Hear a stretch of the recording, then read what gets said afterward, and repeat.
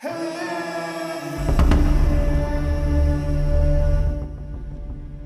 sahabat jari pelawi chess, jangan pernah lupakan pertandingan ini.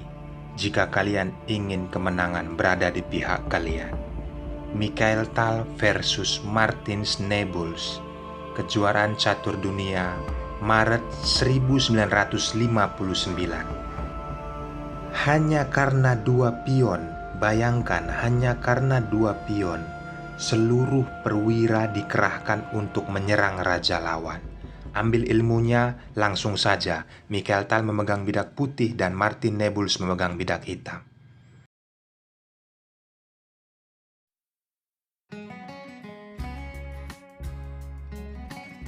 Mikhail Tal memulai dengan pion E 2 langkah dan Martin Nebels memulai dengan pion C 2 langkah. Terjadilah pembukaan Sisilia di papan. Setelah pion mengajak pertukaran, lihat teman-teman, di sini langkah krusial itu terjadi. Hitam menyambutnya. Dan pembukaan ini menjadi Smith Morgan Gambit. Menerima dua pion dan berdampak sangat fatal. Ingat, perwira yang dimiliki oleh putih dengan kejadian ini sangat pesat bisa berkembang. Gajah bisa keluar, menteri bisa maju, benteng bisa manuver, apalagi kuda. Jadikan pelajaran bagi kalian. Langkah apa yang dilakukan oleh hitam setelah melihat kondisi seperti ini? Mari kita lanjutkan. Hitam menaikkan kuda ke C6. Kondisi ini putih memanfaatkan langsung mengerahkan kuda. Hitam menaikkan pion, tetapi gajah langsung keluar ke C4. Lihat teman-teman, yang dilakukan oleh Martins menaikkan pion E itu sama saja menghambat gajah petak hitam dan gajah petak putih yang dimilikinya. Melihat hal itu, putih langsung rokade pendek, persiapan untuk mengeluarkan benteng. Perhatikan, benteng akan dikeluarkan. Hitam menaikkan kuda ke F6, kali ini menteri naik ke E2 agar benteng bisa keluar ke jalur D. Pion dinaikkan satu langkah. Langkah berikutnya yang dilakukan oleh Mikhail Tal adalah mengeluarkan bentengnya, mengepin posisi menteri. Itu tidak nyaman, maka Martin menggeser benteng menterinya ke C7. Lagi-lagi gajah keluar ke F4. Perhatikan, sudah 5 perwira yang keluar oleh putih. Kali ini hitam ingin mengajak pertukaran, menyederhanakan permainan, mengancam gajah 2 kali, dari kuda dan dari menteri. Bisa saja sebenarnya langkah atraktif yang dilakukan oleh putih, kita berandai sementara. Apabila gajah dimajukan dan merupakan pengorbanan, ini banyak yang sudah terjadi dilakukan oleh pecatur dunia. Menang posisi, pion pukul kuda dan posisi menteri terancam. Tapi kembali kita ke partai aslinya. Dalam pertandingan ini Mikhail Tal sedikit sabar dalam melakukan serangan walaupun perwiranya sudah keluar semua. Dia memundurkan gajah ke jalur B, yaitu ke B3. Dia melihat respon hitam apa yang dilakukan. Setelah Martin melakukan langkah mengeluarkan gajah, berharap bisa rokade ya teman-teman. Gajah ke E7, berharap bisa rokade Martin. Mikhail Tal mengambil langkah lagi untuk mengancam menteri, mengeluarkan benteng ke jalur C, yaitu C1. Ini tetap tidak nyaman bagi menteri. Karena apabila dengan kondisi ini jadikan pelajaran, menteri jangan pernah dipin oleh benteng, maka Martin mundur dan mengambil posisi B8, terkunci teman-teman. Apa daya menteri sekarang apabila dia setelah berposisi di B8? Mikhail Tal memanfaatkan itu, tidak ingin bertukar perwira, kuda dinaikkan ke D4, membuka pion agar bisa naik dan mengancam kuda nantinya. Kondisi sudah tidak baik-baik saja bagi hitam. Martin mengambil langkah cepat melakukan rokade pendek. Gajah dimundurkan oleh putih, ingin menaikkan pion, tetapi hal itu dilihat oleh Martin. Maka kudanya langsung mundur sebelum diancam. Mundur ke D7. Lanjut Mikhail Tal. Pion langsung dinaikkan ke F4, menghambat pergerakan kuda dan membantu serangan. Perwira, pion aktif di sini teman-teman. Perhatikan, tidak ada peluang bagi hitam untuk melakukan pergerakan, hanya bisa mengancam posisi kuda dengan kondisi seperti ini, menaikkan pion E 1 langkah. Tidak mematahkan serangan Mikhail Tal. Langkah apa yang dilakukannya? Kalian bisa post videonya. Apakah kalian sudah mendapatkannya? Iya. Malah dia bersyukur teman-teman, karena kuda bisa menempatkan ke posisi F5 sekaligus mengancam gajah dan mengancam pion, terlebih mengancam gajah ya. Tidak ada pilihan bagi Martin, menggeser benteng menjaga gajah petak hitamnya. Langkah berikutnya yang dilakukan oleh Mikhailtal adalah mengincar pion yang ada di F7, pion lemah, karena benteng telah bergeser. Menteri mengambil alih ke C4. Lihat, ada ancaman, lalu pion maju, mengorbankan dirinya, lalu dipukul oleh kuda. Pengorbanan itu ingin Martin seperti ini teman-teman. Gajah naik dan skak, mudah saja bagi Mikhailtal menggeser ke A1 dan benteng menutup. Itulah tujuan Martin mengorbankan pion 1 tadi. Apakah dengan penutupan benteng ini Mikhailtal buntu? Oh, tentu tidak teman-teman.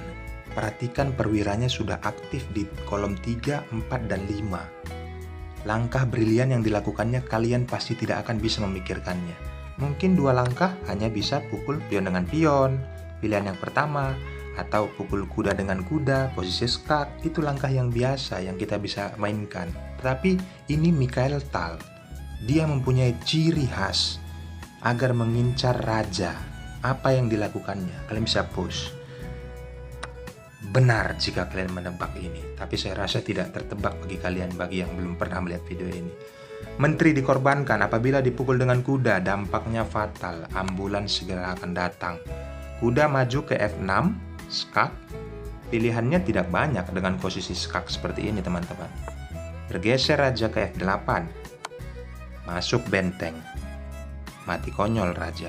Walaupun ditutup tetap saja, langsung digas. Tidak ada harapan bagi hitam. Oke, kita kembali dengan pilihan yang kedua dengan kondisi seperti ini. Apabila kuda dipukul dengan pion, tidak ada yang merubah kematian raja. Tetap saja seperti yang tadi. Benteng masuk dan benteng menutup, benteng dipukul.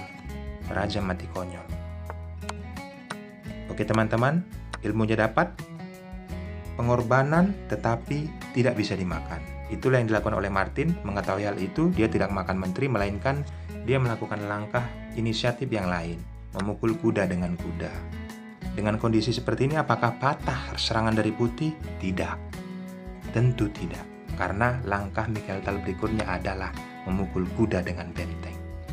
Perhatikan dengan kondisi seperti ini, pion waktu mengancam gajah yang dilakukan oleh Martin, Mikhailtal menaikkan kuda ke E7, ancaman skak, dan mendapatkan gratis gajah yang di petak putih yang dimiliki oleh hitam. Kemana Martin menjalankan rajanya? Tentu saja ke F8. Teman-teman, jika kita berandai apabila Mikhailtal ingin menukarkan semua perwiranya, dia sudah menang teman-teman. Kita beranggap gajah dipukul oleh menteri dan menteri yang memukul. Kali ini menteri dipukul benteng, benteng dipukul benteng, benteng dipukul kuda. Perbandingan 2 perwira. Sudah sangat jelas ya, hitam kalah. Tetapi lagi-lagi bukan ciri khas dari Mikhailtal. Pelajari teman-teman, ini bukan karakter Mikhailtal. Dengan kondisi seperti ini, setelah raja hitam bergeser ke F8. Perhatikan, setelah disekak oleh kuda, raja bergeser ke F8, dia bukan memukul gajah, tapi dia memukul kuda dengan benteng. Langsung disambut Martin dengan gajah. Apa langkah yang selanjutnya dilakukan oleh Mikhailtal? Sangat banyak yang di sini bisa dilakukannya teman-teman. Kita berandai dengan posisi seperti ini akan mendapatkan menteri. Kondisi tidak bisa didapatkan karena ada benteng dan menteri menutup. Maka sebelum dia melakukan hal itu teman-teman, dia memperhitungkan benteng sebagai pelindung. Ini langkah aslinya yang dilakukan oleh Mikhailtal, memukul benteng tersebut dengan gajah petak putih. Luar biasa. Patut saja teman-teman, dia seperti memang pesulap ya, merubah segalanya. Di sini posisinya Martin Schneebuls menyerah teman-teman. Informasinya dia menyerah. Tetapi jika kita lanjutkan, dampaknya memang sudah sangat kritis teman-teman. Baik, kita lanjutkan. Apabila raja bergeser, maka kuda menarik dan posisi ini sangat berat. Bisa saja langsung skakmat. Kudanya tadi bergeser ke D5 ya. Ini cara-cara bodoh yang saya lakukan. Walaupun salah langkah kuda, tetapi ini tetap mati. Saya mau menunjukkan karena begitu banyak peluang putih untuk mematikan raja hitam. Kuda tadi digeser ke D5, langsung mati. Apabila raja bergeser, ini kita berandai kuda ke F5. Walaupun agak panjang tetapi mati juga teman-teman. Menteri langsung masuk ke F8. Saya mau menunjukkan bagaimana caranya putih ini tetap memiliki keunggulan. Banyak langkah yang dilakukan agar raja hitam bisa mati. Ditutup dengan gajah. Kemana? Teman-teman juga sudah pasti bisa berpikir. Langsung benteng mengejar raja. Dan raja bergeser. Menteri menyambut kembali. Luar biasa teman-teman. Pemikiran dari Mikhail Tal. Mengkonsep mengorbankan 2 pion berdampak kritis bagi kematian raja hitam. Walaupun ditutup dengan gajah, ada lagi cara. Benteng maju dan raja turun. Kematian tidak bisa dihindari, teman-teman. Langkah seperti ini sulit bagi kita untuk bisa memahaminya apabila kita melakukan permainan seperti ini. Kita kembali, teman-teman. Dengan posisi menyerah ya, Martins, kita berandai raja bukan ke E8.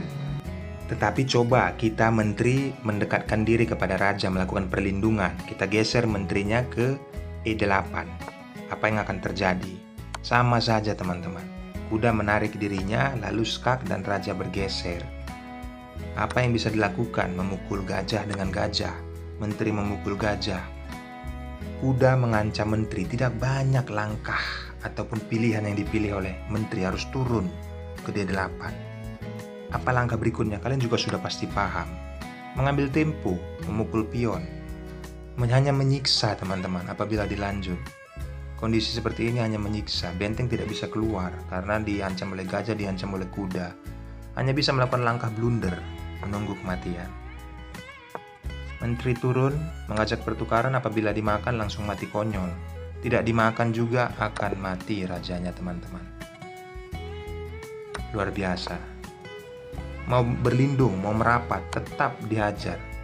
Dibukul oleh raja, berharap bisa keluar ke E7 apabila diskak. Tidak dengan benteng, tetapi dengan gajah.